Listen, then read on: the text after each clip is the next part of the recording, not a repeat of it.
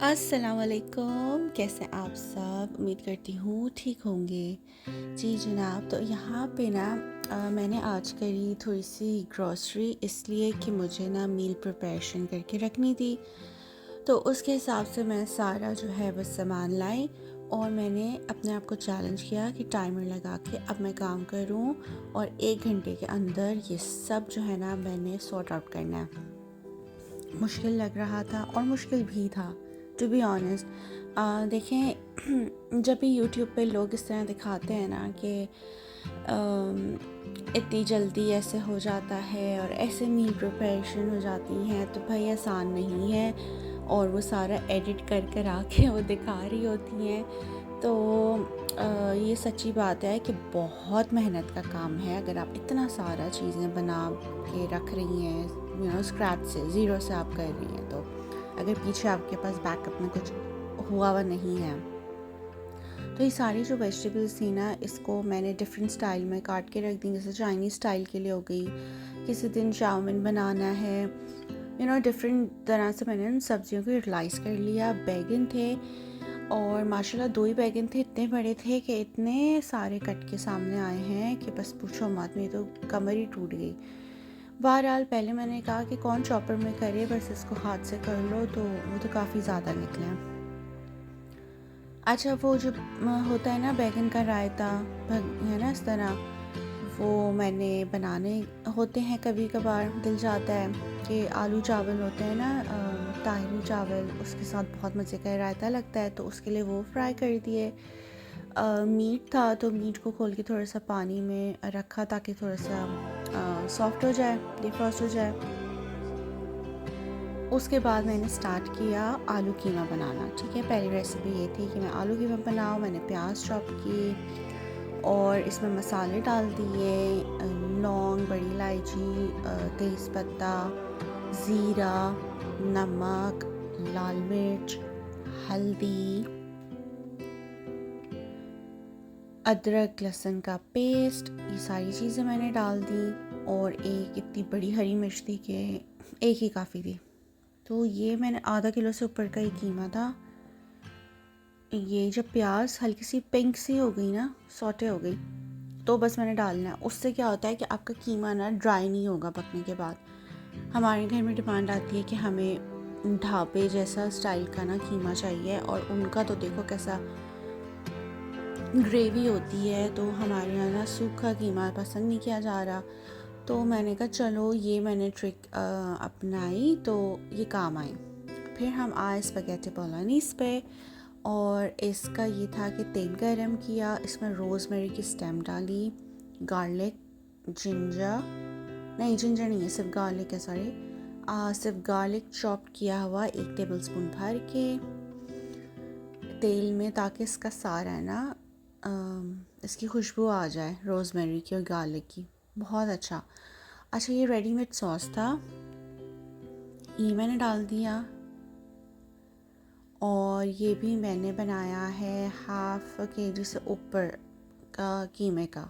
ठीक है, इसमें जिंजर पाउडर और वाइट पेपर पाउडर डाला है, नमक डाला, थोड़ी सी काली मिर्च, केचप, मैगी का सॉस, थोड़ा सा ऑयस्टर सॉस, ये डाल दिया मैंने कीमा। अब बस ये कीमा जैसे ही पकेगा मेरा ये सॉस तैयार है।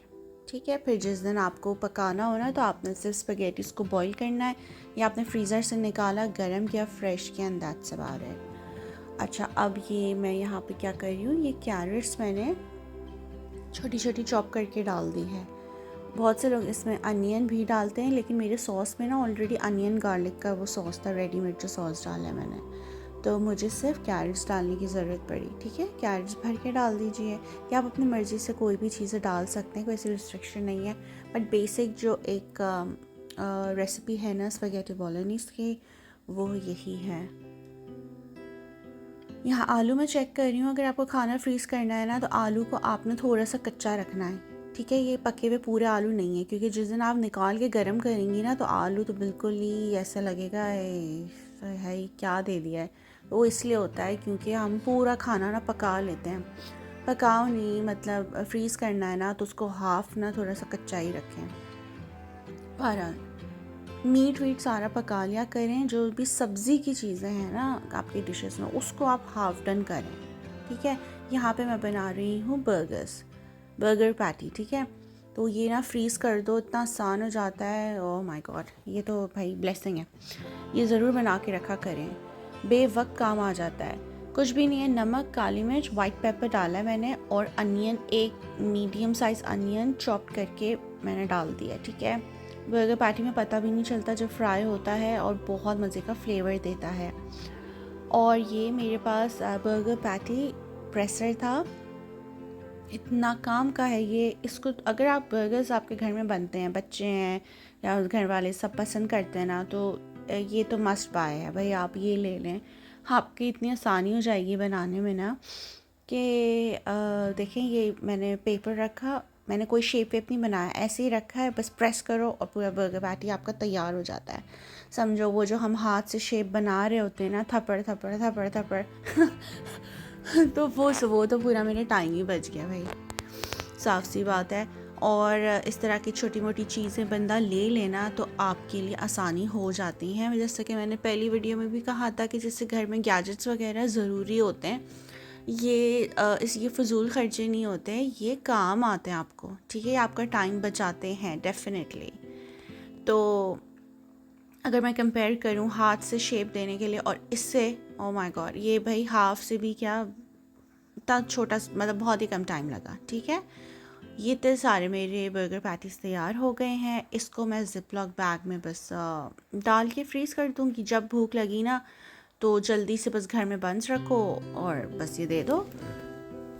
ये यहाँ पे मैं चिकन ब्रेस्ट पीस था, तो उसको मैंने उनसे कटवाया नहीं। मैंने कहा मैं ख़ुद अपने हिसाब से जो मुझे समझ आएगा ना क्या डिशेस बनानी है तो मैं ख़ुद ही कर लूँगी। तो बात यह है कि अब जैसे चाइनीज़ बनाना है, किसी दिन आपको स्ट्रिप्स चाहिए अपने खाने में, किसी दिन क्यूब्स शेप चाहिए, तो मैंने अलग अलग ना शेप्स काट के मतलब ये जो है ना इसकी कोटिंग, ये मैंने एक ही रखी है।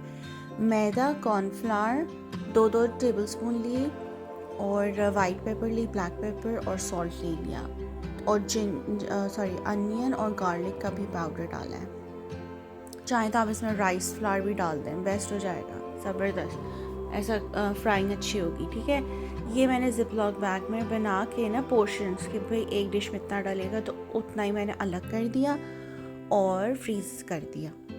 लेबलिंग कर दी, इस पर बस मैं लगाऊंगी ताकि जब मुझे चाहिए हो ना फ्रीज़र से तो मुझे आसानी हो जाए।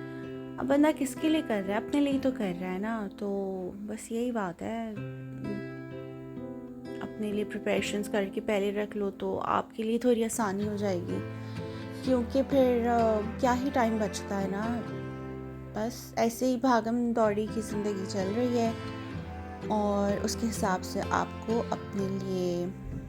अपने लिए क्या, इबादत के लिए भी थोड़ा टाइम निकालना होता है, वरना तो ऐसा लगता है कि उस क्या इबादत हो रही है, फिर बस नमाज ही पढ़ रहे हो, कुछ एक्स्ट्रा होता ही नहीं है फिर।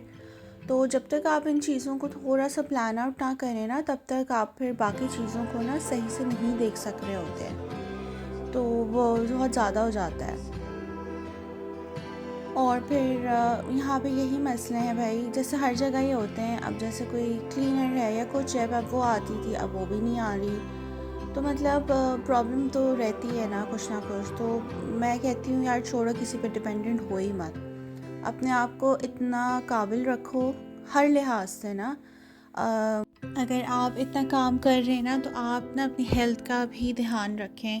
जैसे मैं नोट करती हूँ जब आप ज़्यादा काम कर रहे होते हैं, ठीक है ना, अब हम अपनी अर्ली 20s की एज में तो है नहीं, साफ सी बात है, तो अब हमारी एनर्जी लेवल्स वो उस तरह के नहीं हैं, ठीक है। जो हम पहले अर्ली 20s में जो हमारे अंदर एनर्जी थी, अब वो नहीं है, हमें मान लेना चाहिए और उस पर वर्क करना चाहिए। अगर हम इतना कुछ काम करते हैं तो हमें ना अपने सेहत का ज़रूर ध्यान ज़रा एक्स्ट्रा देना चाहिए।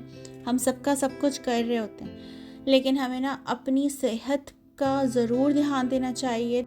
चलिए, उम्मीद करती हूँ आज की वीडियो आपको अच्छी लगी हो तो लाइक कर दें, और मैं आपसे फिर इंशाल्लाह मिलती हूँ एक बहुत अच्छी सी वीडियो के साथ। टिल देन टेक केयर, अल्लाह हाफिज़।